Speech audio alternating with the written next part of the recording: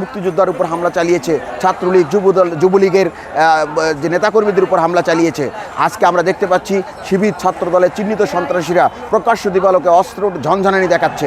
গতকাল তারা আন্দোলনের নামে আমাদের যে পবিত্র শহীদ মিনার, সেই শহীদ মিনারের বেদিতে জুতা পায়ে উঠে শহীদ মিনারকে তারা অপবিত্র করেছে। আমাদের ঢাকা বিশ্ববিদ্যালয়ের সম্মানিত শিক্ষক, সহকারী প্রক্টর অধ্যাপক ডক্টর মুহিত স্যার সহ 5 জন শিক্ষককে তারা হামলা চালিয়ে রক্তাক্ত করেছে।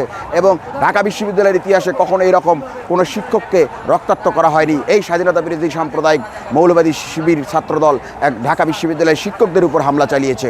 আমরা দেখেছি যে গতকাল তারা ঢাকা বিশ্ববিদ্যালয়ে বিভিন্ন হলে তারা হামলা চালিয়ে মুক্তিযুদ্ধের সপক্ষের শক্তির উপর ন্যাক্কারজনকভাবে সন্ত্রাসী হামলা করেছে।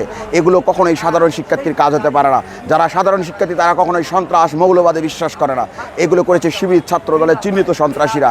আমি ঢাকা বিশ্ববিদ্যালয় প্রশাসনের কাছে আহ্বান জানাবো, অবিলম্বে প্রতিটি হলে সাঁড়াশি অভিযান চালিয়ে এই স্বাধীনতা বিরোধী অপশক্তি ছাত্রদল শিবিরের চিহ্নিত ক্যাডারদেরকে বের করে এনে আইন শৃঙ্খলা বাহিনীর হাতে তুলে দেন।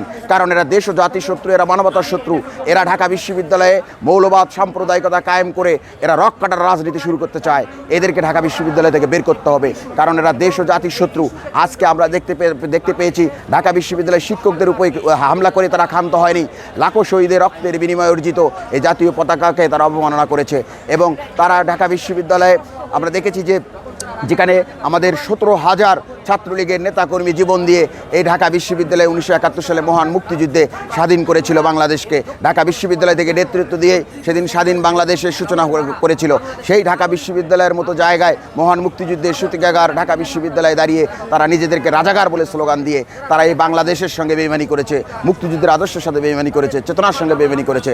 যারা নিজেদেরকে রাজাকার বলে স্লোগান দিয়েছে এরা কখনোই সাধারণ শিক্ষার্থী হতে পারে না। এরা চেয়েছে বা ঢাকা বিশ্ববিদ্যালয়কে তারা বিশৃঙ্খলা সৃষ্টি করে ঢাকা বিশ্ববিদ্যালয়ের সন্ত্রাস নৈরাজ্য কায়েম করে ঢাকা বিশ্ববিদ্যালয়ের পবিত্র মাটিকে কলঙ্কিত করে শহীদের রক্তের সঙ্গে তারা বেইমানি করেছে। আমরা এদেরকে চিহ্নিত করে ছাত্রত্ব বাতিলের দাবি জানাচ্ছি, কারণ এরা ঢাকা বিশ্ববিদ্যালয়ে থাকলে এই ঢাকা বিশ্ববিদ্যালয়ে কখনো শহীদের আত্মা শান্তি পাবে না। শহীদের আত্মাকে যদি আমরা শান্তি দিতে চাই, শহীদের যে রক্তের ঋণ যদি আমরা শোধ করতে চাই, অবশ্যই এই যারা রাজাকার স্লোগান দিয়েছে এদের প্রত্যেককে চিহ্নিত করে আইনের আওতায় এনে ছাত্রত্ব বাতিল করতে হবে।